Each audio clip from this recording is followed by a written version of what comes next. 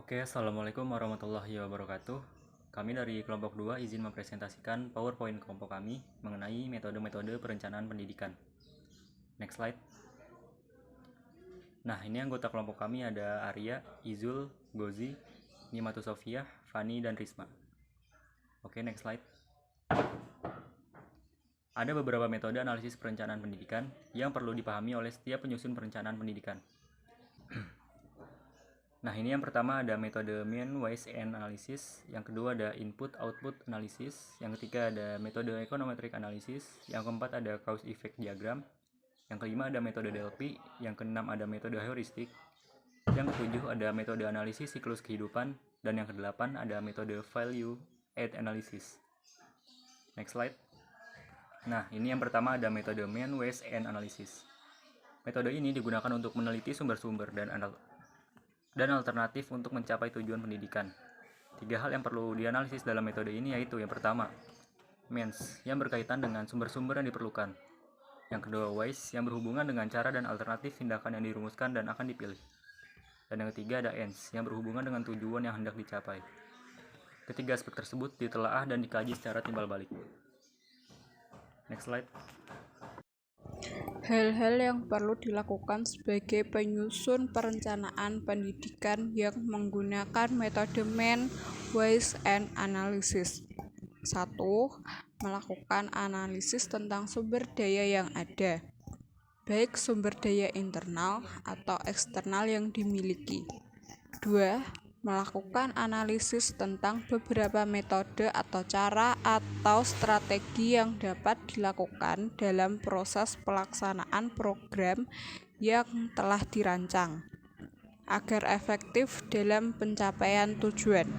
Yang ketiga, melakukan analisis tentang tujuan jangka pendek, menengah, dan tujuan jangka panjang secara integral dan berkesinambungan. 2. Metode input-output analisis. Metode masukan dan keluaran ini digunakan untuk menganalisis proses pendidikan dan faktor input-output pendidikan. Menurut Mubin F. 2019, hal yang harus dilakukan dalam menyusun perencanaan menggunakan metode input-output analisis yaitu 1. Menganalisis mengenai faktor input pendidikan. 2. Menganalisis proses pelayanan pendidikan. Yang ketiga, menganalisis mengenai faktor output pendidikan. Baik, selanjutnya saya akan menjelaskan penjelasan dari rekan saya. Metode yang ketiga yaitu adalah metode econometric analysis. Metode ini menggunakan pengalaman statistik, data kuantitatif, dan teori ekonomi untuk mengukur perubahan terkait ekonomi. Metode ini lebih mendekati model cost benefit atau biaya manfaat dari metode perencanaan pendidikan yang harus dilakukan ketika menggunakan metode ini, yaitu yang pertama, melakukan analisis empiris atau kuantitatif terhadap sumber daya dan sumber pendanaan organisasi. Sumber daya dan sumber pendanaan ini dapat dioptimalkan dan dikembangkan untuk memperoleh manfaat finansial yang sebesar-besarnya. Yang kedua yaitu analisis perusahaan atau industri dapat menyerap peluang ekspor jasa pendidikan, sehingga jasa pendidikan yang diberikan memiliki nilai ekonomi yang sangat tinggi. Selanjutnya, metode yang keempat yaitu metode cause effect diagram. Diagram sebab akibat merupakan diagram yang menunjukkan hubungan sebab dan akibat dari suatu masalah yang digambarkan dengan garis dan simbol-simbol. Diagram ini biasa disebut dengan diagram fishbone karena bentuknya menyerupai tulang ikan. Masalah yang terjadi dilambangkan sebagai kepala ikan dan penyebabnya dilambangkan tulang-tulang ikan yang terhubung dengan kepala. Diagram ini biasanya digunakan untuk mengetahui akibat dari suatu permasalahan sebelum akhirnya diambil tindakan untuk perbaikan. Terdapat 6 langkah yang harus dilakukan dalam menyusun diagram sebab akibat, yaitu sebagai berikut. Tim atau kelompok harus sepakat mengenai permasalahan utama dengan membuat problem statement yang dalam fishbone dilambangkan seperti kepala ikan. Yang kedua yaitu mengidentifikasi penyebab masalah dengan menggunakan metode brainstorming. Yang ketiga adalah mengidentifikasi kategori penyebab dengan menggambarkan grafik yang diawali dengan membuat garis horizontal utama, kemudian dilanjutkan dengan membuat garis diagonal sebagai cabang.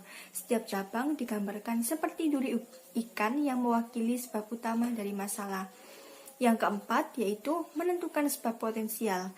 Pada langkah ini, tim atau kelompok menguraikan berbagai sebab dari setiap kategori melalui sesi brainstorming. Tim atau kelompok menentukan di mana penempatan sebab dalam diagram. Kemudian, sebab-sebab tersebut digambarkan dengan satu sebab dapat ditulis dalam beberapa kategori dengan catatan sebab tersebut memiliki hubungan lebih dari satu kategori. Yang kelima yaitu mengkaji kembali penyebab yang telah disusun hingga ditemukan akar dari penyebab tersebut. Akar penyebab tersebut kemudian ditempatkan pada cabang sesuai dengan kategori utama sehingga grafiknya akan membentuk seperti tulang kecil dari ikan. Yang keenam atau langkah terakhir yaitu mencapai kesepakatan bahwa penyebab paling penting yang harus segera diatasi. Dalam perencanaan pendidikan terdapat 3 pendekatan, yaitu pendekatan kuantitatif, kualitatif, gabungan antara kualitatif dan kuantitatif. Perkiraan secara kualitatif itulah yang dinamakan dengan metode Delphi. Metode Delphi merupakan cara yang efisien dalam merancang perencanaan pada sekolah yang melibatkan banyak stakeholder. Bisa dengan cara mengadakan pertemuan bersama antar sekolah, dinas pendidikan, tokoh masyarakat, orang murid, dan guru. Maka biasanya pembicaraan hanya didominasi oleh orang-orang tertentu yang percaya diri untuk berbicara dalam diskusi. Metode Delphi digunakan oleh kepala sekolah untuk membantu tim pengembang sekolah atau yang disingkat dengan TPS dalam membuat visi, misi, dan tujuan sekolah. Dalam merumuskan rencana kerja sekolah atau RKS yang sesuai dengan konsep MBS harus realistis yang didapat berdasarkan kondisi sekolah, peserta didik, potensi daerah, serta pandangan seluruh stakeholder. Menurut Del Kay pada tahun 67 dalam Room IA dan Helyati R tahun 2018 dan pada halaman 3 bahwa karakteristik umum dalam metode ini bisa dijelaskan sebagai berikut. Yang pertama, anonim, artinya dalam penggunaan kuesioner atau komunikasi lainnya yang berkaitan dengan respon, identifikasi dari anggota penulis dinyatakan secara anonim atau tertutup atau nama anggota tidak dicantumkan. Yang kedua yaitu adanya kontrol kritisme. Artinya, dengan adanya kontrol tersebut memungkinkan interaksi antara anggota penulis untuk mengurangi distorsi. Interaksi tersebut terjadi pada setiap tahapan, di mana hasil tahapan sebelumnya akan diberikan pada tahapan berikutnya. Dan anggota penulis diminta kembali untuk mengevaluasi penilaian awal mereka dengan membandingkan dengan penilaian kelompok. Dan yang ketiga yaitu respon kelompok secara statistik. Artinya, penilaian kelompok dinyatakan sebagai rata-rata statistik dari penilaian anggota panelis, di mana penilaian setiap anggota panelis tercermin dalam respon terakhir tersebut. Baik, saya akan melanjutkan pemaparan materi yang sebelumnya telah dipaparkan oleh saudari Sofia. Materi yang saya paparkan ini mengenai langkah-langkah dalam melakukan perencanaan dengan menggunakan metode Delphi. Yang pertama ada studi pendahuluan. Dalam studi pendahuluan ini biasanya dilakukan dengan 2 langkah. Yang pertama yaitu melakukan kajian literatur. Kajian literatur ini dapat dilakukan dengan mengkaji kurikulum, mengkaji materi tentang model pembelajaran, dan lembar kerja siswa. Yang kedua, melakukan survei lapangan. Nah, survei ini dilakukan melalui observasi yang meliputi model pembelajaran maupun kesiapan guru dalam merancang RPP. Setelah studi pendahuluan, yang kedua yaitu tahap mendesain. Pada tahap mendesain ini dilakukan penyusunan rancangan RPP dengan memperhatikan berbagai aspek yang tercantum pada Permendikbud nomor 22 tahun 2016. Pada tahap ini juga bisa dilakukan dengan menyebarkan kuesioner pada pihak terkait yang hasil dari kuesioner tersebut akan digunakan untuk menyusun instrumen rancangan dan variabel. Kemudian cara yang ketiga yaitu verifikasi atau validasi. Setelah menyebar kuesioner yang terdapat pada langkah 2, kemudian langkah yang harus dilakukan yaitu memverifikasi hasil jawaban. Dan langkah terakhir atau yang keempat yaitu menganalisa atau evaluasi akhir. Setelah melakukan 3 tahapan tadi, kemudian melakukan analisa dari seluruh informasi yang telah dikumpulkan dan sudah mendapatkan umpan balik.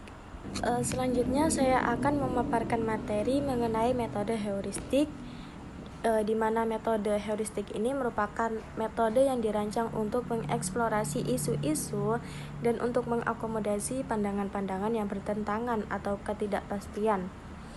Metode ini didasarkan atas seperangkat prinsip dan prosedur yang mensistematiskan langkah-langkah dalam usaha pemecahan masalah. Melalui penerapan pembelajaran heuristik, maka keuntungan yang diperoleh bagi siswa menurut Udin S. Winata Putra adalah secara berangsur-angsur akan terbentuk sikap positif pada diri mereka, antara lain kreatif, kritis, inovatif, percaya diri, terbuka, dan mandiri.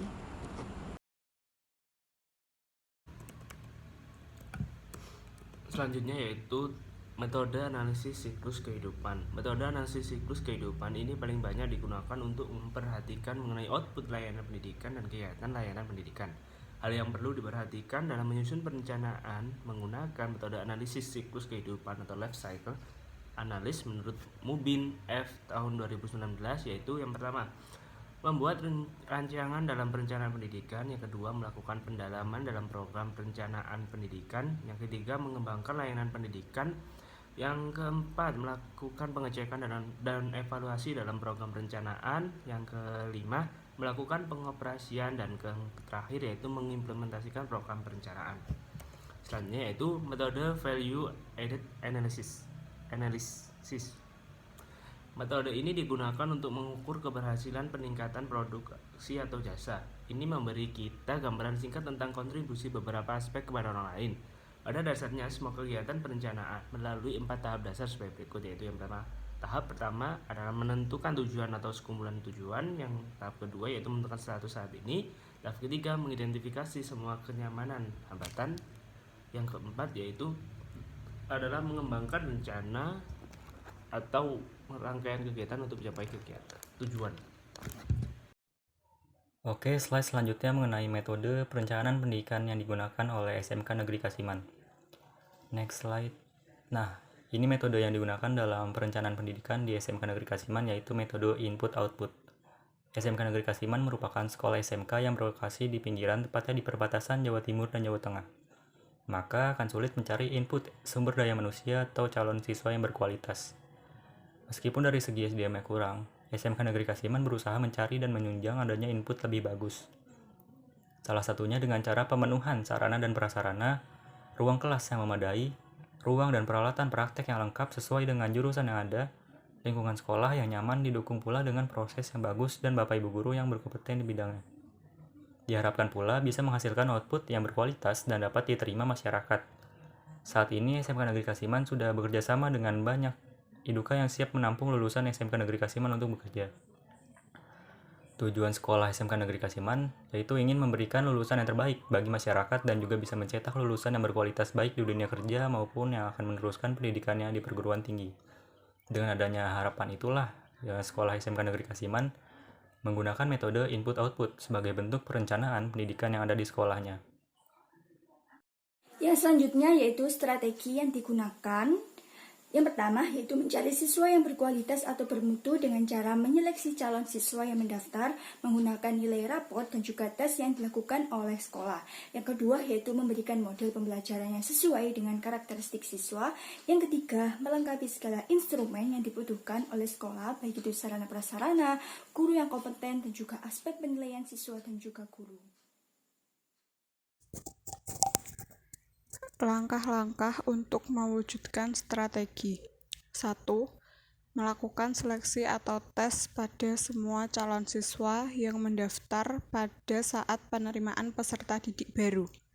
Kedua, mewujudkan sumber daya yang berkualitas seperti guru yang mengajar, karena guru yang berpengaruh terhadap pembentukan output sekolah. Ketiga, melengkapi sarpras sebagai bentuk pendukung dan pemenuhan terhadap segala kebutuhan pembelajaran. Yang keempat, meningkatkan kompetensi guru bagi semua guru, tetapi diutamakan bagi guru yang mempunyai kualifikasi yang belum sesuai dengan apa yang diajarkan pada siswa. Keuntungan yang didapat sekolah selama menggunakan metode input-output. Yang pertama, sekolah dapat menghasilkan lulusan yang berkualitas. Hal tersebut dapat dilihat dari kompetensi dan kemampuan yang dimiliki peserta didiknya. Kemudian yang kedua yaitu dapat diterima dan memberikan manfaat di masyarakat secara baik, sehingga sekolah juga akan mendapatkan nilai tersendiri dari masyarakat. Kemudian yang ketiga yaitu mempunyai daya saing di dunia industri. Selanjutnya yaitu kendala yang dihadapi sekolah. Yang pertama yaitu seperti yang kita ketahui, saat ini sekolah negeri harus mengikuti aturan pemerintah yang menerapkan sistem PPDB, tidak memerlukan seleksi tes. Jadi siswa bisa masuk hanya dengan nilai rapot. Padahal nilai rapot tidak menjamin siswa itu berkualitas. Nah, kita sebagai pendidik tidak bisa menilai calon siswa hanya dari nilai. Itu sama saja dengan mereka tidak mencerminkan diri mereka sendiri atau kemampuan masing-masing peserta didik dalam meraih apa yang mereka inginkan. Contohnya adalah masuk sekolah A dengan cara yang mudah. Kemudian yang kedua yaitu adanya sistem zonasi yang tidak bisa menyaring siswa berdasarkan kualitas. Yang terpenting adalah jarak rumah dengan sekolah saling berdekatan. Dan yang ketiga yaitu tidak semua guru menguasai berbagai metode pembelajaran yang sesuai dengan karakteristik siswa. Selanjutnya yaitu solusi untuk mengatasi kendala di atas. Solusi yang pertama yaitu memotivasi bapak atau ibu guru untuk menjadikan siswa yang seadanya tadi menjadi siswa yang berkualitas atau unggul dengan segi pembelajaran yang baik dan tepat. Solusi yang kedua yaitu cara mengatasi PPDB yang tidak melalui jalur tes sesuai dengan aturan pemerintah yang semua calon siswa bisa masuk tanpa melalui proses penyaringan, yaitu sekolah bisa melakukan pemetaan melalui nilai rapor di sekolah sebelumnya atau dengan mengadakan tes mandiri sendiri untuk bisa mengklasifikasikan para siswa. Untuk solusi yang ketiga yaitu memberikan pelatihan atau mengikutkan guru seperti seminar, membuat program pengembangan kemampuan guru agar guru bisa belajar berbagai cara dalam menguasai model pembelajaran. Kesimpulan dari berbagai bentuk metode perencanaan pendidikan yang telah disebutkan dan dijelaskan, SMKN Kasiman memilih metode input-output sebagai metode perencanaan pendidikan. Sebab metode input-output lah yang dirasa sesuai dengan visi, misi, dan tujuan sekolah. Dengan telah memilih output sebagai metode perencanaan, SMKN Kasiman juga melakukan strategi dan juga langkah-langkah agar bisa mewujudkan perencanaan pendidikan yang diinginkan. Sekian presentasi dari kelompok kami, kurang lebihnya mohon maaf. Assalamualaikum warahmatullahi wabarakatuh.